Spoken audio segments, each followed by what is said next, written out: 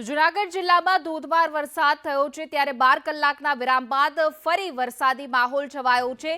કેશોદ પંથકમાં પણ વરસાદ શરૂ થઈ ગયો છે। જૂનાગઢમાં સતત ત્રીજા દિવસે કેશોદ પંથકમાં વરસાદી માહોલ છવાયો છે। 12 કલાકના વિરામ બાદ ફરી ધોધમાર વરસાદ શરૂ થઈ ગયો છે। સતત વરસાદથી મગફળીના પાકને નુકસાન થવાની સંભાવના, ખેડૂતો ચિંતિત છે।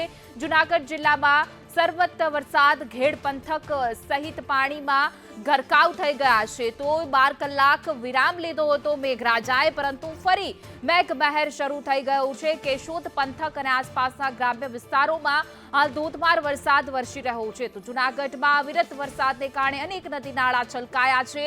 ખેતરો છે તે પાણીથી તરબોળ થયા છે, ત્યારે મગફળીના પાકને નુકસાનની પણ ખેડૂતો ભીતિ સેવી રહ્યા છે।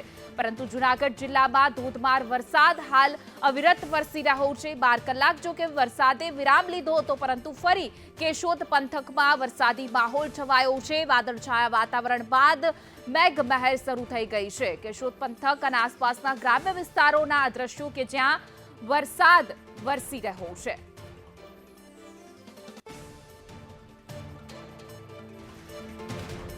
જૂનાગઢ જિલ્લામાં ધોધમાર વરસાદ